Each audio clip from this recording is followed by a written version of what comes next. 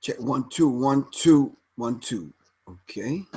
Volume, some visuals. All right.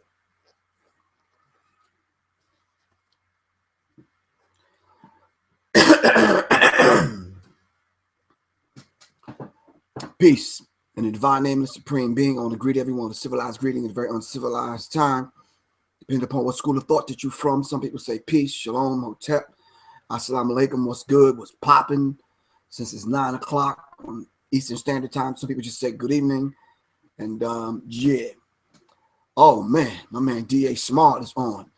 Peace to everybody that's coming on Facebook Live.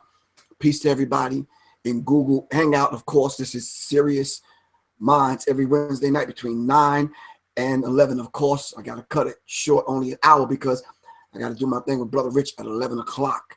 All right, shout out to Brother Rich and the Underground Railroad. All right, UGR. Tonight we want to talk about the Trump card. Shout out to Black Dot, Red Pill, Blue Pill. And shout out to Brother Rich. I think they tackled this particular thing. I see Aretha, Riri. I ain't seeing you in a minute, Riri, but do your thing. I think Brother Rich, Red Pill and Blue Pill. I see my brother joined on, Jack. We call him Benny. My man, Ernie Grant is on. Peace, Ernie. But I want to talk about the Trump card. Brother Rich, Red Pill, Blue Pill, and Dot tackled this subject before, so I don't want to get it confused. All right. Shout out to everyone on Google Hangout. But I just want to kind of go over some things. And as I always say, I'm not the best knower in the room.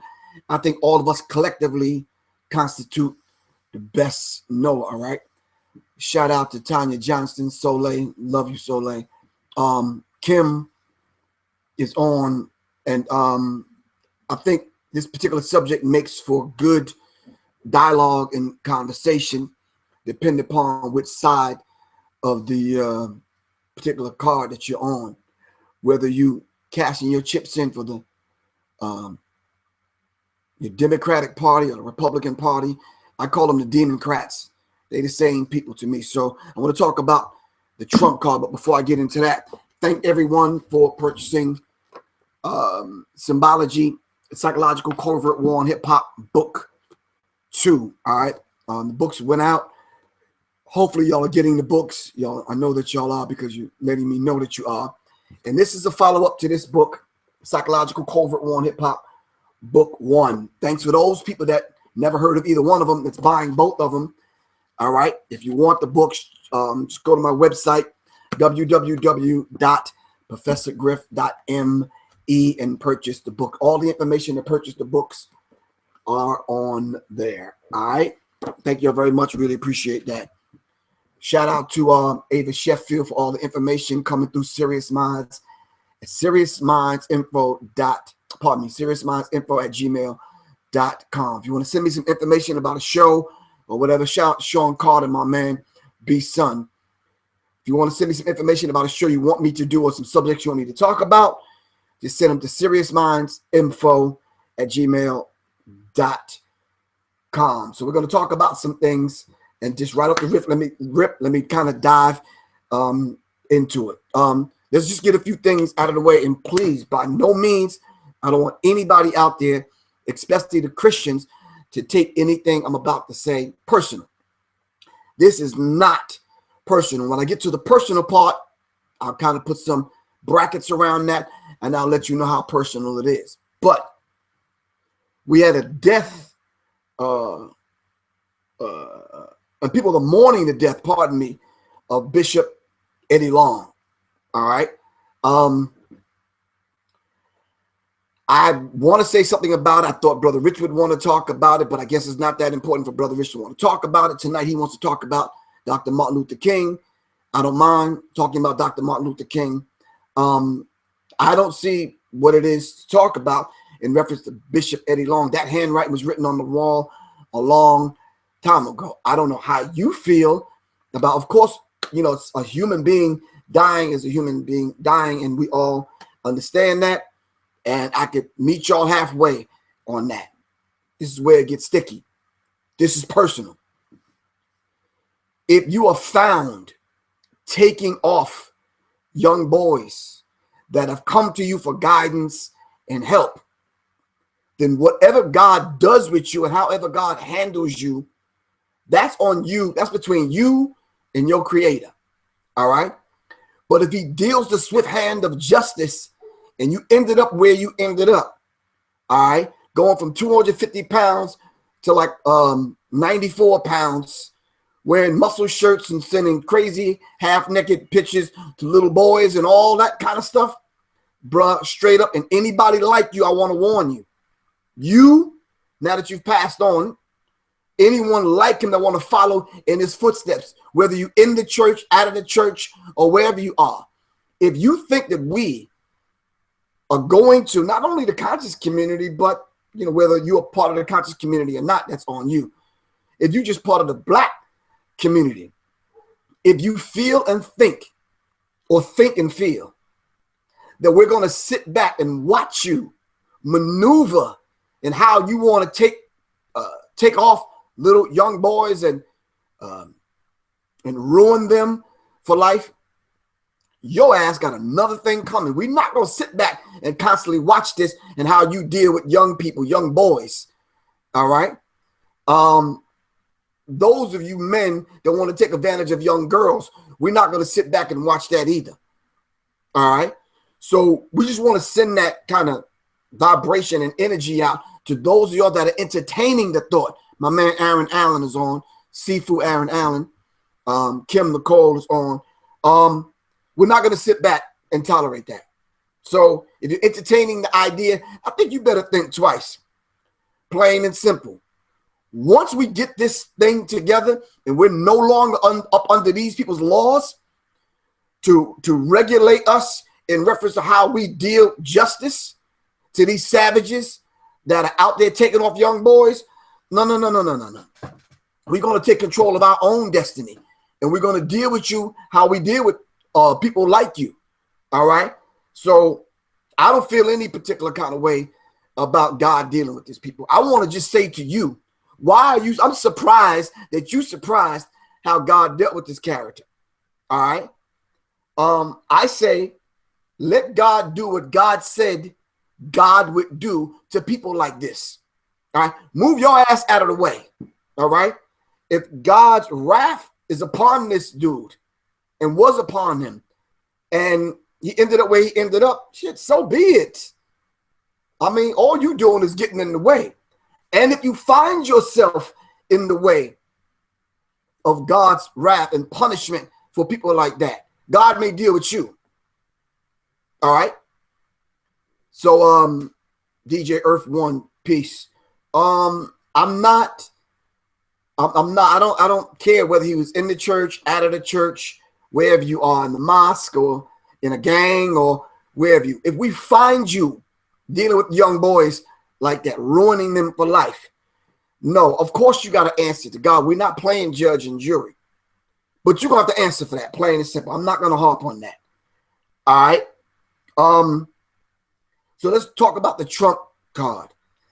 As y'all know, the president that you didn't vote for, that they selected to get sworn in this Friday, is about to take office. Just from the rip, this dude, the president-select, not president-elect, select, he basically said that after he's sworn in on Friday, he's basically not going to start running the government. It makes me laugh when I read it. He's not going to start running the government until Monday. So you can kind of do what you want to over the weekend.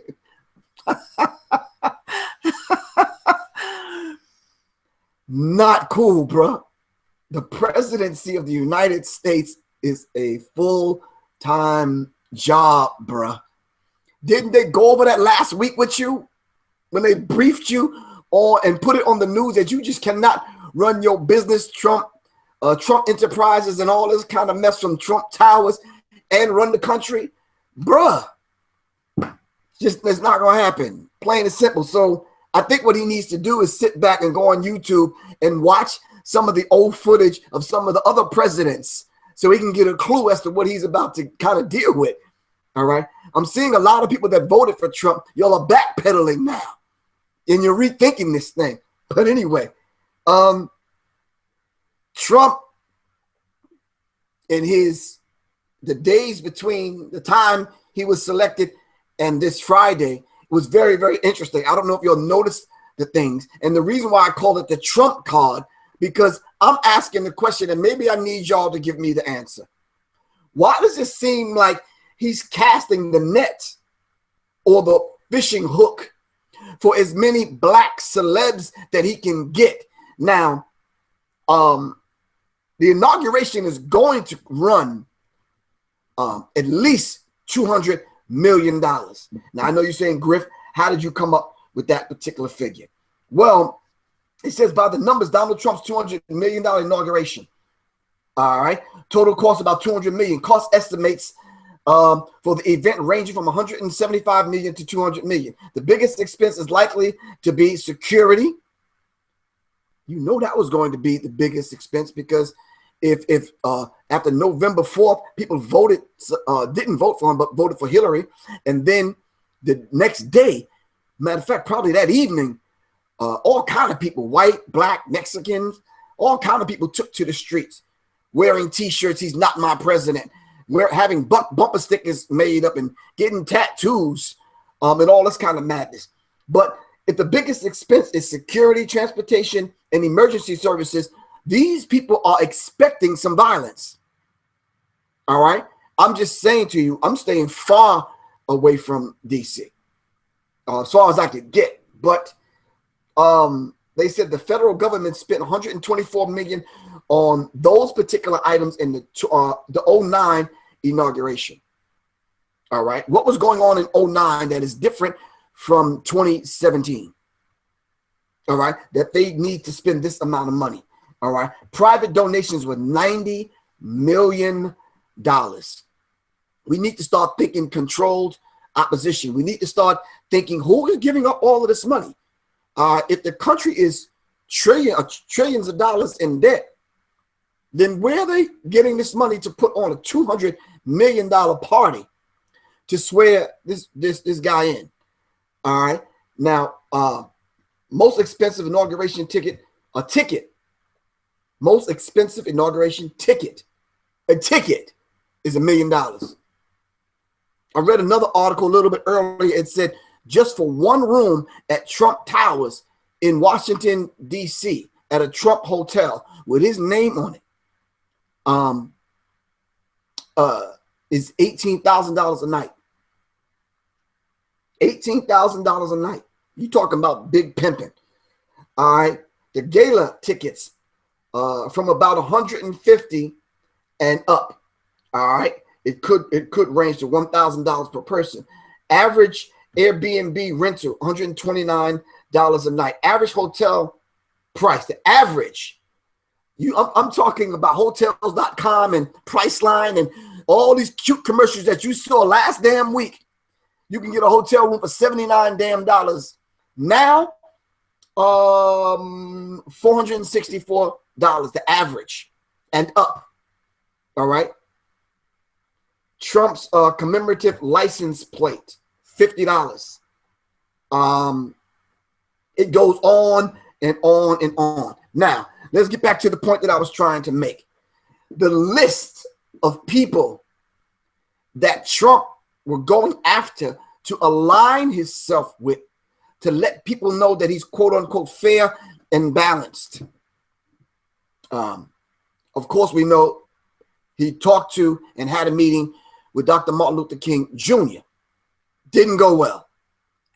Of course, he met with the dude that just walked out of the goddamn mental hospital, Kanye West.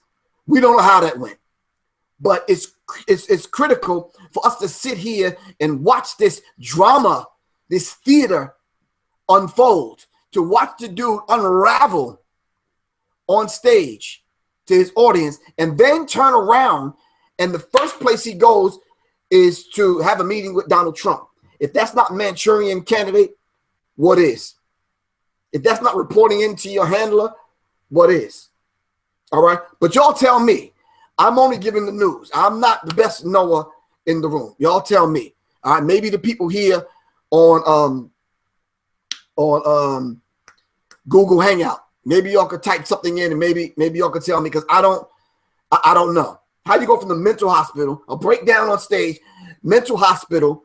You check that at the mental hospital. The first person you talk to and want to have a meeting with is Donald Trump.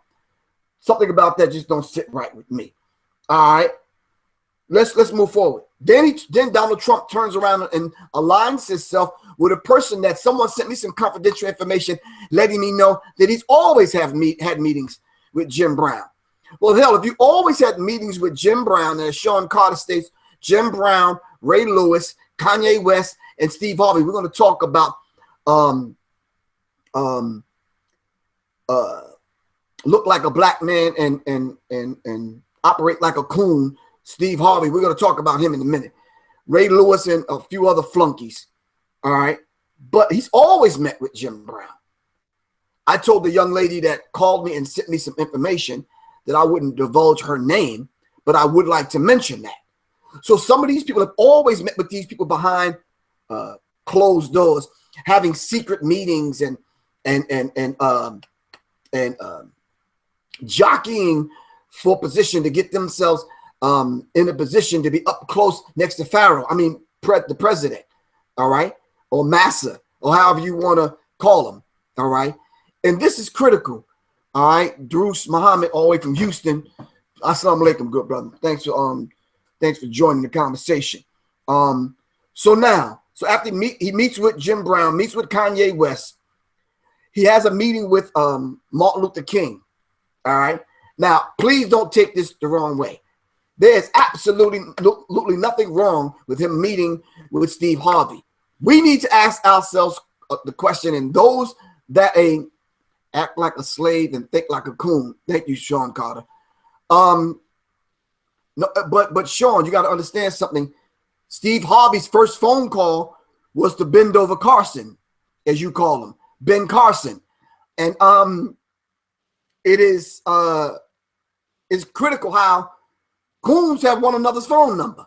And I didn't think that existed. I thought you was just an isolated individual that had you just a coon because you just wanted to be buck dancing coon for some damn body. But obviously all the coons know one another. All right. I don't know if the coons have an organization. The coons have a Facebook page. Willie D from Houston calls them out all the time. But I don't know if the coons regularly stay in touch with one another. I'm not really sure about that.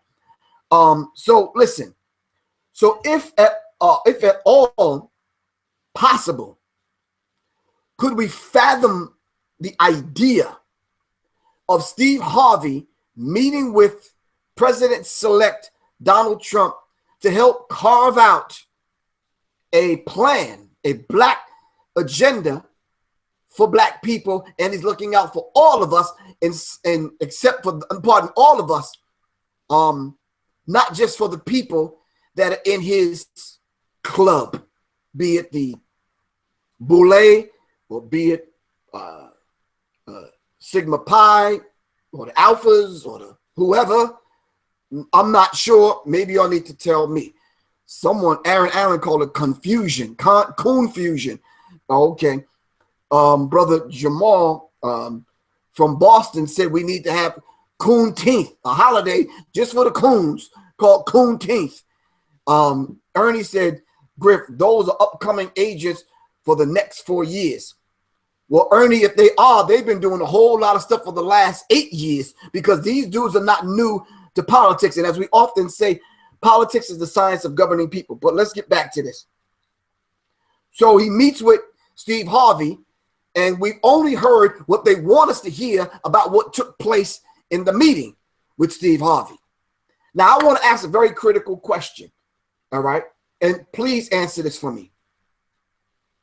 You meet with football players. You meet with entertainers that are not mentally sound. You meet with comedians, not too bright ones. When are you going to meet with the best thinkers, that black people have to offer? I'm just curious. You meet with clowns and buffoons and coons, with entertainers and comedians. And when do mature, intellectual, fully developed cultural people, politically astute people come together, all right, and the best of us go meet with the president select or elect, all right? Why do you think, brothers and sisters, they choose these kind of personality types to meet with? Now, don't run this BS down to me that, but because their social network is so vast and so many people know these people, that the president, Trump, wants these people because he wants to be able to reach out to the greater black community, as though these people have the black community on the end of their fishing hook. This is sad. You should be ashamed of yourself, those black people that buy into this kind of madness, that we listen to this Negroes jokes. I'm talking about Steve Harvey so much, the fact that we lend them our ear to the point where they can sway and move the masses of black people at the whim. Yeah, and I did see this. I don't want to call her a bedwitch because I'm not into calling people names. I'm just trying to find the proper title for Omarosa. Maybe y'all can help me out. Let's be mature about this, though. All right. So, what is her job function? I'm not really too sure about that. All right. But instead of the best of us challenging those that Donald Trump called in to meet with, what is wrong with us that we can't question those people? All right. Is Steve Harvey beyond reproach? Meaning that, can we not talk to him? Hell, y'all got my phone number. You can call me on anything. I say the slightest thing wrong on Facebook or YouTube somewhere, I'm getting threats and phone calls and all kind of stuff. So they're not beyond reproach. So we should be able to question them. I want to be able to question Steve Harvey and Kanye Mess and Jim Brown and John Lewis and all of these people. Since you met with Donald Trump, what is he actually saying? All right. You're talking about a man, as I often say, insulted his way into the White House. All right. The vast majority of people don't like Donald Trump, but obviously someone wants him there for some particular purpose. If not for now, let's be smart. Let's think past the 4 years that he's going to spend in the White House. All right. At this moment, let's begin to play chess instead of checkers. As a matter of fact, forget that. Let's play both games. Let's play chess and checkers. Let's play checkers on a local level, and then let's play checkers on a global level. All right. And let's begin to understand, why would they, even if they selected him, why would they select a person like that, with that personality type, to occupy the highest seat in the land? Some people mistakenly say the most powerful man in the world because he's the president. Stop that. Go do your research. All right. I'm not doing a commercial, but there's a chapter in here on politics. All right. You need to read it. All right. The president of the United States is an office. It's a seat. The president doesn't run anything but his mouth. You know as well as I know, because if you've listened to me and other people, Dick Gregory and other people, you know the president is nothing but an office. All right. When you talk about the White House, you're not talking about a physical house. You're talking about a bloodline. But why would they even select someone like that to occupy that seat? All right, let's move forward. Now, are you keeping, I want to ask Shamika this question on Facebook, on Google Hangout. Are y'all paying attention to the people that he's putting in his cabinet? All right. Are you doing the research? When you see their names, are you cut and paste their names into Google? Do you even understand who these people are? Who are these people? Let's send a message. These people, Trump is selecting. I sent that to Shamika. All right, so who are these people? What organizations do they belong to? What's their history? What's their political history? What's their affiliations? All right.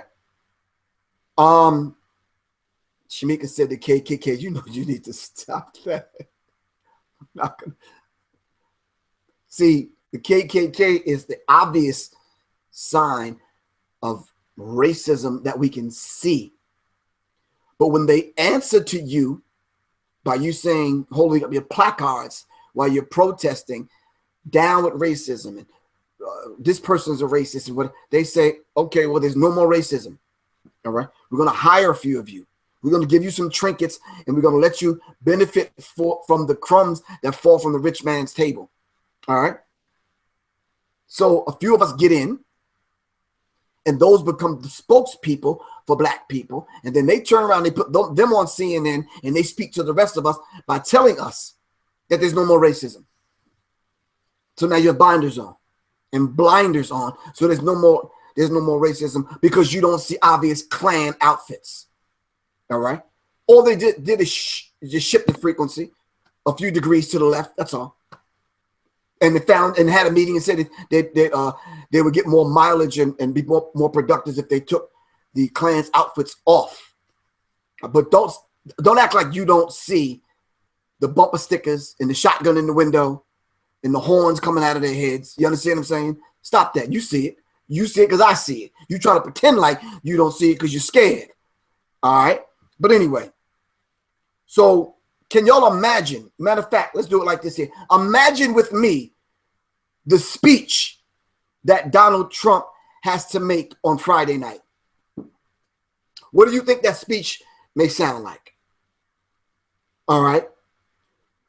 We do have to admit that the most intelligent president just served 8 years and left the White House. I was thinking today when Bush was president, I was thinking, first of all, who the hell voted for Bush Jr.? And then what did we even do when this dude was president? Because intellect was at an all-time low. I just couldn't understand Bush. Not the fact that he couldn't finish 2 sentences. I didn't understand him even after he finished 2 sentences. And I think that we need to kind of look at this president through a different kind of lens. I say we study Sun Tzu's book, The Art of War. And maybe you could give me the quote where you talk about you make a sound in the East and you strike in the West. At least Bush sent me a check. Obama didn't. We don't know what that check was. Welfare check. We don't know what that check was. Shamika. Stimulus. Okay. Well, it depends on how Bush stimulated you. When we're talking about stimulus, though, Shamika, we're talking about stimulating a black economy. All right. So that it would benefit all of us. And I'm going to use a low figure, which is 30 to 70 million of us. All right. Deanna Stevens Miles says he might say segregation again and bring back the black codes. Well, you're right about that. Or do a remix of the black codes. All right.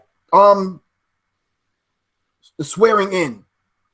The whole idea of swearing in the president, whether it's on the Satanic Bible, the Masonic Bible, the King James Bible, and I need some of y'all to get a closer look at some of them other Bibles that they swore these presidents in on, is not what you really think it is. You see, the masses of the sheeple that are out there, the masses of the useless eaters are flipping the pages right now of the King James Bible, thinking that you're going to extract from that a certain kind of insight, and it's going to give you some insight to what's going on the political landscape. And it's not.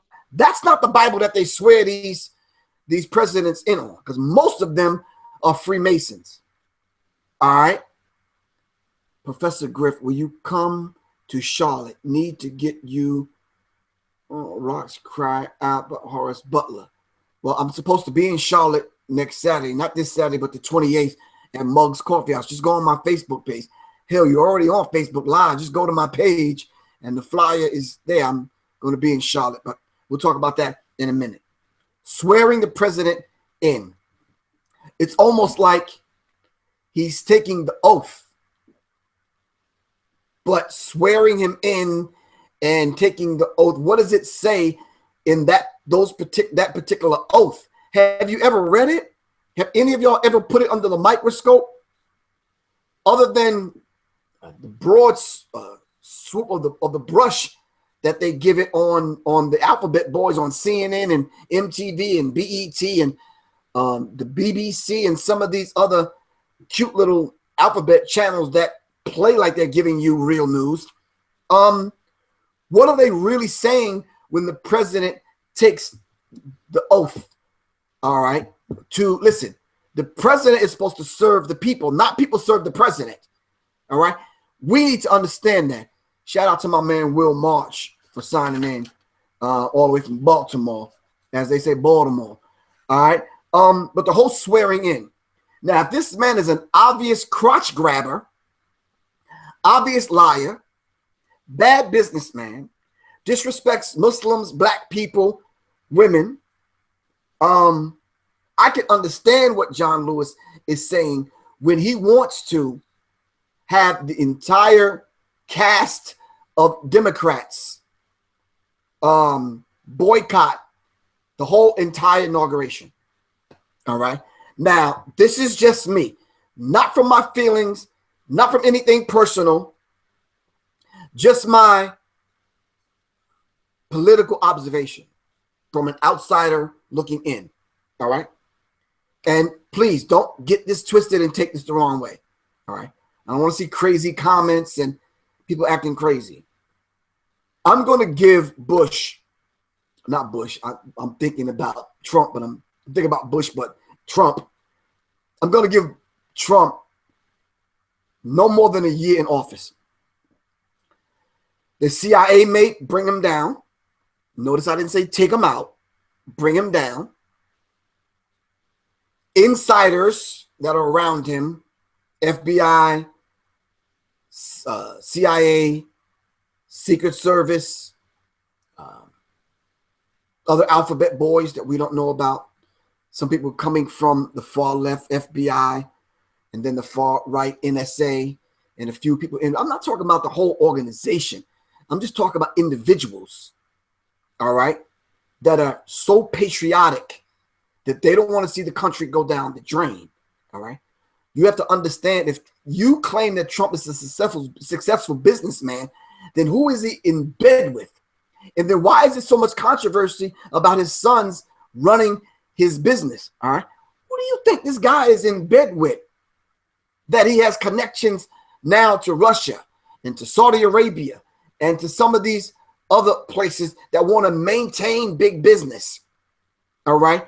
If Barack Obama set the pick and bailed out car companies and bailed out banks and bailed out big business, those big business people are not going to now have to renegotiate with Trump. That is, no, stop thinking like that. That's just not going to happen. Donald Trump is going to be the instrument to fine tune a political system that saw its way, that couldn't see its way out of thinking beyond not only the 4 years of Barack Obama, but 8 years. So much so that the Republicans got together and refused to support Barack Obama with some of the things. You're right, Ernie, the KGB also, one of the other alphabet boys. Some of the things that Barack Obama put on the table was good for the average American, even though he never came and spoke to us. And we have to agree. All right. But even those things that the Republicans said they would not support at all. So now I'm saying to you that Barack Obama put these things on the table. The smoke screen was Republicans not supporting Barack Obama, but behind the scenes, all right, Barack Obama was setting the pick for what Donald Trump is supposed to carry out with these next 4 years. Please bear with me, all right? He's not going to renegotiate the foreign policy. You may have a tough time getting caught up into this domestic affairs when it comes to Donald Trump and how he handles women or Muslims or Obamacare, or that is a side issue. When you start talking about immigration, multinational corporations, oil, big business, the economy, I'm not saying healthcare is not a major issue. It is a major issue. But when you start talking about what not only hits these people in the pockets on a local level, we need to start looking at some of these people that's controlling and influencing, that's going to influence some of these people that Donald Trump is putting around him in his cabinet. That's going to affect big business. When I say big business, I'm talking about multinational. When I say multinational, let's break that down. Multi meaning more than one nation.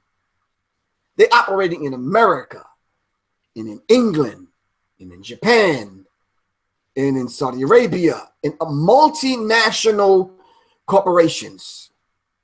They have their hooks operating in America, but have their hooks in Africa. Have satellites, offices in other places in China, in Japan, in Dubai, and other places. And they have offices down in the Caribbean islands and all these other places. This is a very, very real dynamic, and you have to look at that. So when you talk about the people that Donald Trump is surrounding himself with, what connection does big business have to these people? And then the picture and the lens that you're viewing politics through will become clearer and clearer and clearer and clearer and clearer. Is Donald Trump capable of putting his hand on the Bible and one hand in the air, which is a Freemasonic symbol in ritual, if you know what that's about? All right. D.A. Smart, you're absolutely correct, man. If we look at who these individuals are and then say to ourselves, like Donald Trump, and say, is he capable of being honest with himself, the American people? With you viewing this thing in plain sight, there's some things that you're going to witness on TV that's hidden in plain sight, but they have to carry out the ritual right before your eyes. All right. He needs to draw from Black people's energy. All right. He needs to draw from Black people's energy simply because Black people now constitute a certain energy field in America. I don't want to get too deep, but a certain energy field and a certain influence. All right. What did Barack Obama do for Africa? What did Barack Obama do for Black people, the Africans in the Black African diaspora? All right.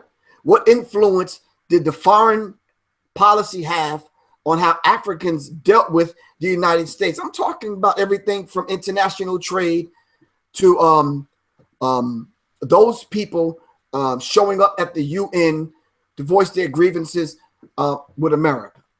If you put that under the microscope, we can pretty much figure out what Donald Trump is actually going to do when it comes to Africa. Or are you even thinking about Africa? Did Africa even cross your mind?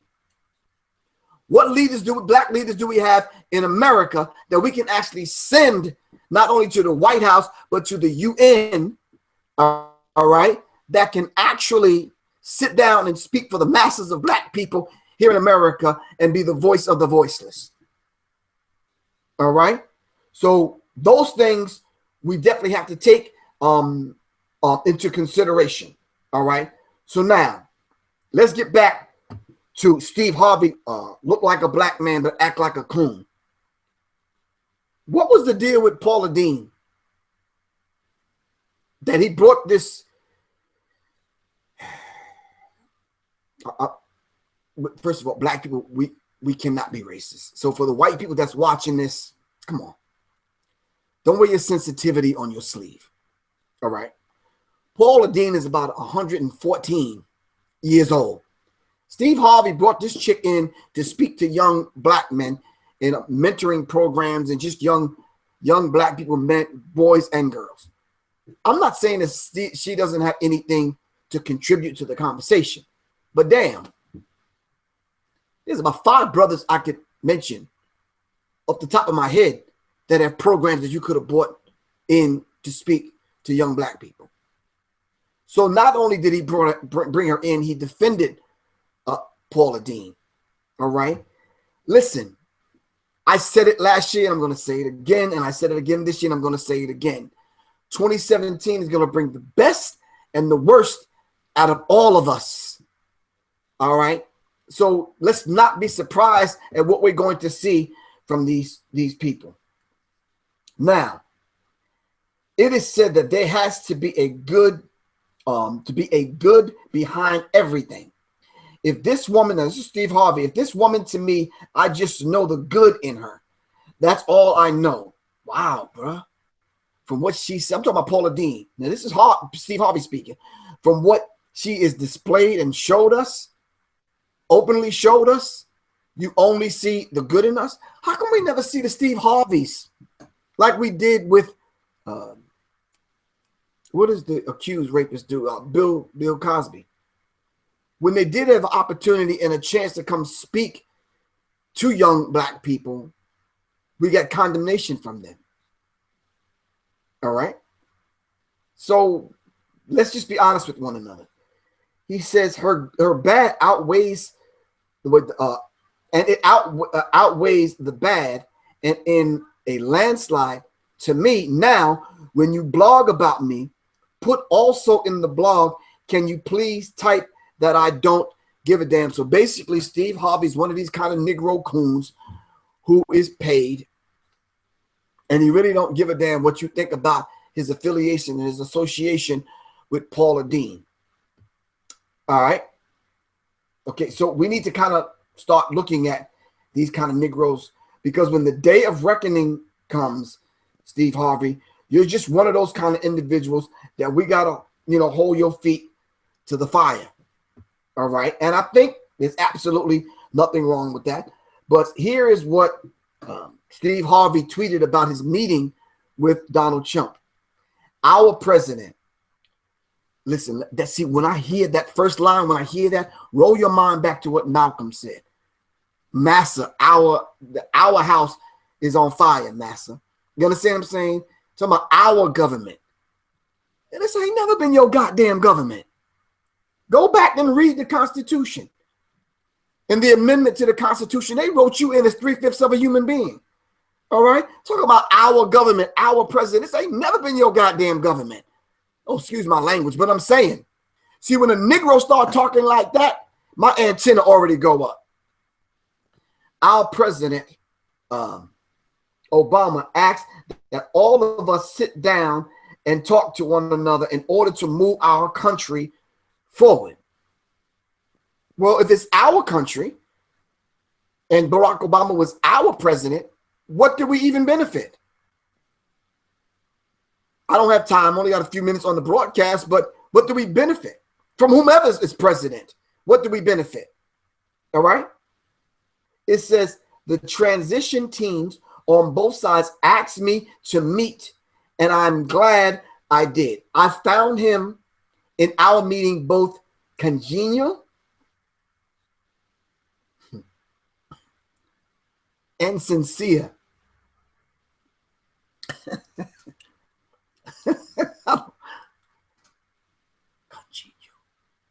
What the hell does that mean? Does that mean he was fresh on his underarms? He put Banaka Blast where he had some certs. And what are you talking about, dude? What does that actually mean? Sincere. Sincere about what? And Steve Harvey, did you come back and not give us a report, but Did you come back and talk to us? You see, brothers and sisters, black people, you are insignificant nude agenda when it comes to anybody coming on a higher level, coming back, so-called back down to talk to us and have a conversation with us. How come no one ever wants to come back and talk and have a conversation with us? But he's sincere. We need to figure out what he's sincere about. Trump wants to help with the situations in their inner cities. Code word. Ask anyone that does real estate. Code word. What do they mean inner city? Ask any educator that's out there that works in the public school system. Inner city. When they have these meetings and they start talking about inner city youth, what the hell does that mean? Because white people now, all right, white people now are coming back with gentrification, are coming back to the quote unquote inner cities. All right. Hold on, let me mute someone's mic because someone is loud. All right. And maybe Shamika. You mute your mic. All right. What does that mean, inner city? All right, so let's just be really, really real. All right, at what we're dealing with here. Hold on. What do they mean by inner city? And what kind of code word is that? So it says Trump wants to help with the situations. What is the situations in the inner cities? He immediately got Dr. Bendover Carson on the phone. Ben Carson, you know Ben Carson, on the phone to put us together to begin dialogue and looking at programs and housing to help our inner cities. And he's very open to my mentoring efforts across the country. Steve Harvey, stop, dude. We're not stupid. White people are now coming in and they're making their way back from the suburbs back into the inner cities. You can go to any major city. White people are coming back, all right, with a vengeance. Yeah, Robert Ellington, we already went through urban renewal and Negro removal. All right. But we're talking about gentrification, brownstones and houses and that were $20,000, $30,000, even $120,000. Now that these people have came in, put some fresh paint and some shrubbery out there. Now that y'all been watching all these fix it up goddamn programs on TV, and that's some mind control stuff, some psychological stuff going on with that. Because your ass don't have the money to go back and fix these places up. All right. Now they're going back, putting a fresh paint job on, and now $120,000 home is now $620,000. And you know I'm telling the truth. All right. Marcel, put your phone on, your thing on mute, your mic on mute, man. All right.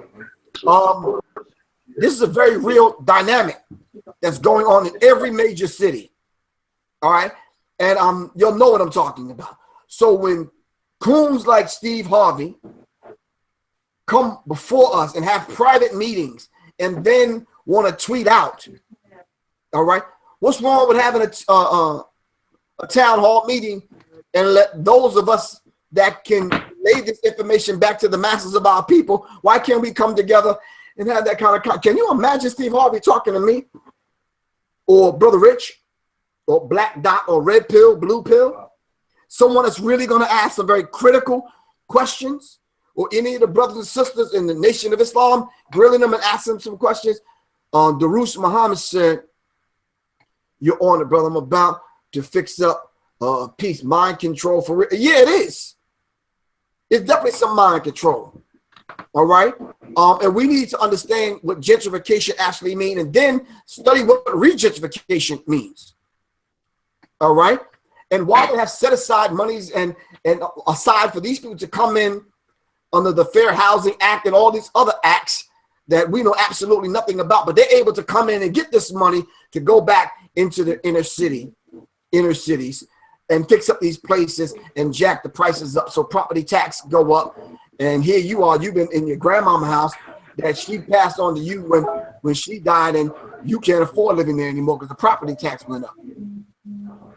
Ebony, mute, please. Come on. Okay, Ebony, I don't know where you are, but okay. All right, but listen. So let's get back to this. So here we're talking about the Trump card. What is the Trump card to you? All right. You tell me what the Trump card is. Is the Trump card surrounding himself with people that he know that can actually run the government, that will, now listen, he got a whole bunch of advisors around him, advising him. We have people, as you saw with the education czar that he just kind of brought on and made part of his cabinet, knows absolutely nothing about education. Why are these people being put in these positions? Are these bribes and promises and favors that he owes these particular people, that he's putting people in these particular places? If we have someone that's not knowledgeable about education and how it's run, that you know that black people are going to suffer the worst. All right? Let's be very analytical and not so venomous. Let's pull away from calling the names. And yeah, Erica, Foxy Mama, Parker, you're right. He wants to defund education, but what he's going to do is try to defend education at the same time defunding it. Amos Wilson teaches in his work that if you want to criminalize of people, you have to use your language under racism, white supremacy to criminalize him in the minds and in the hearts of the people. So when the people think that they're only criminals, and when police shoot them down in the street, the mind will say, well, they're only criminals anyway. So, you understand what I'm saying? And this is a very real dynamic.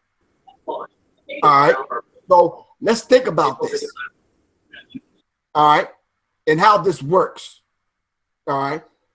I'm still with y'all, the people in Google Hangout, and I'm still with y'all, the people in on Facebook Live. All right. I heard, it's just me, and maybe y'all can help me out because y'all probably heard more than I have.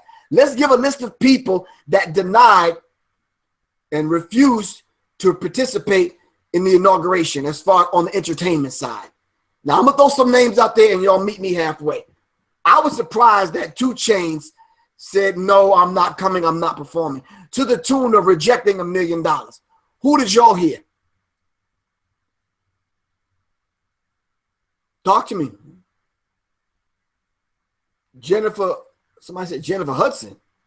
Jennifer Holiday. So is Jennifer Holiday, is she going or is she not going? Elton John said no. A marching band from Tuskegee, Tuscaloosa somewhere, Tuscaloosa, said no. Oh, Jennifer Holiday's not going. Garth Brooks said no. I read that earlier.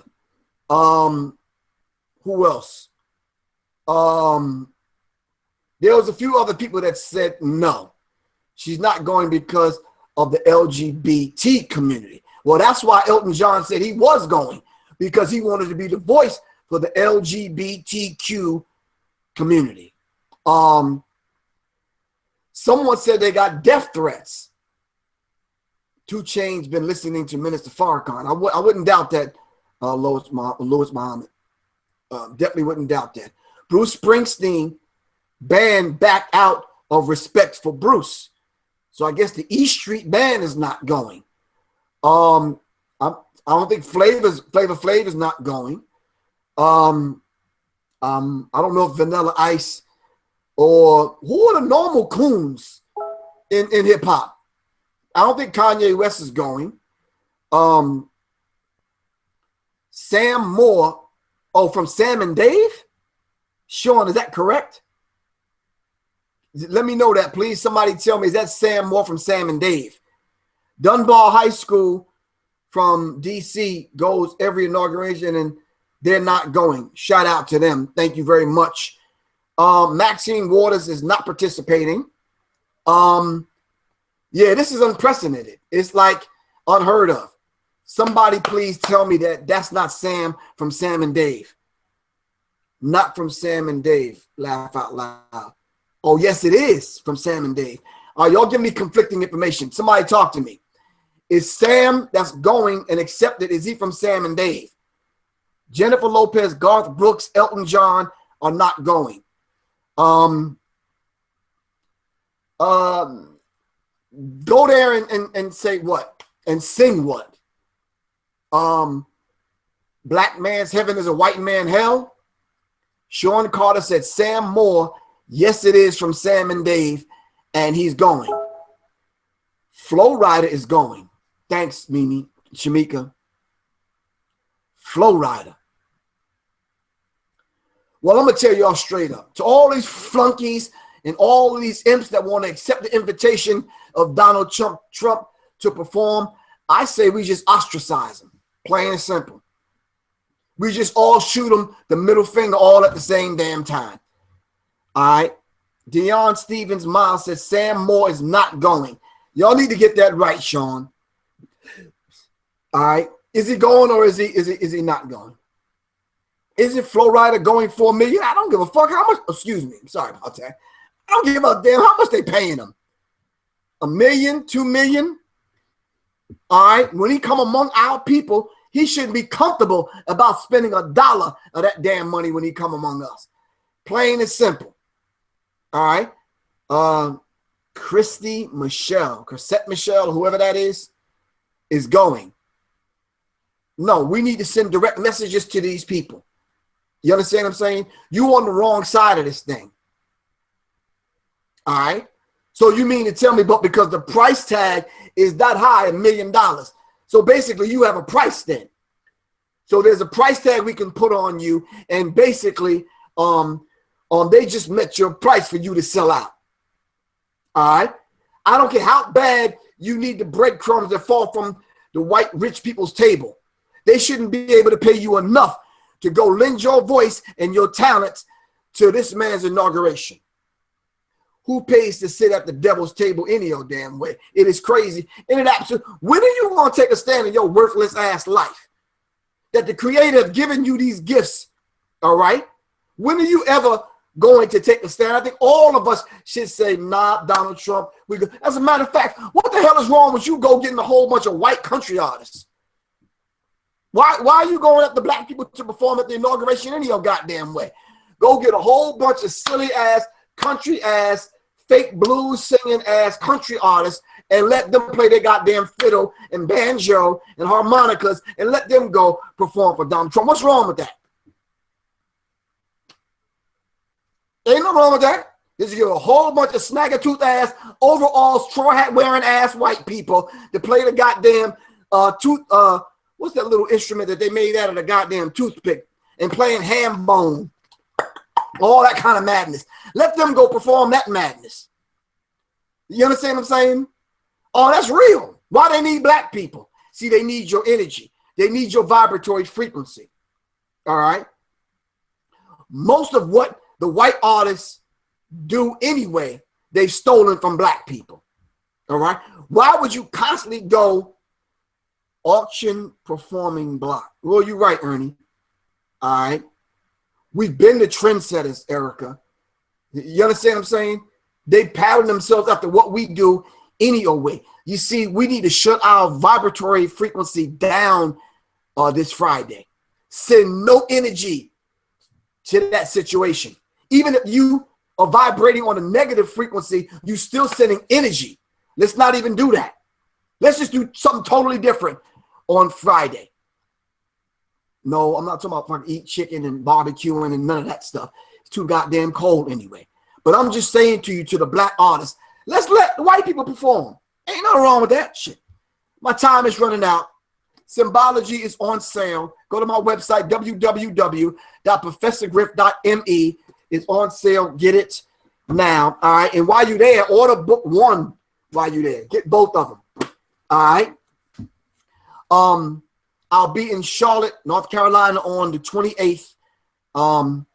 Not this Saturday, next Saturday. This Saturday, I'll be in Washington, D.C. I'll put the flyer up on my Facebook page. Go check it out. I'll be in Washington, D.C. at the behest of Dr. Washington, talking about the divinity from within. And I'm doing the first actual lecture on the book Symbology in Charlotte, North Carolina. I want to see y'all come out. The schedule is filling up. I'm going to be out with Khalid El Hakim with the Black History 101 mobile museum. So just kind of check the schedule. Go to the Facebook page and go to my website. I'm going to list the dates where I'm going to be. My phone number is 678-557-2919. Whoever wants to reach me.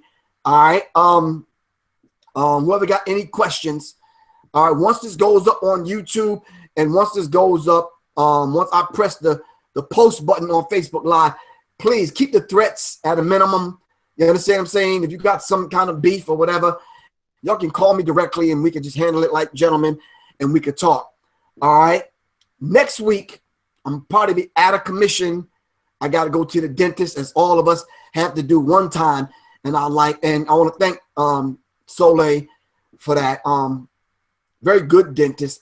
Gonna actually get some of this damn mercury out of my mouth. I mean, I don't want to put nothing on my mom. She did the best that she could do with filling in the cavities, but they filled it in with mercury and it's killing me. All right, so I got to get the mercury taken out. So that's an all-day thing. I'm gonna be out of commission, but I'll be right for Saturday, and I'm gonna see y'all then. I love y'all to life. Revolution is not an event. It's a process. Shout out to all those people that came on, that gave us some positive feedback.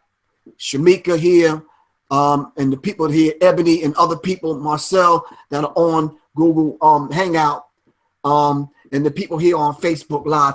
I love y'all to life. It's Professor Griff, the Minister of Information, and I'm signing out, man. Revolution is not an event. It's a process. This is Professor Griff. As I often say and always say, blessed are those that struggle. Oppression is worse than the grave. It's better to live for a noble cause than to live and die a slave. Asante Sana, thank you very much. Peace. I'm out. Peace.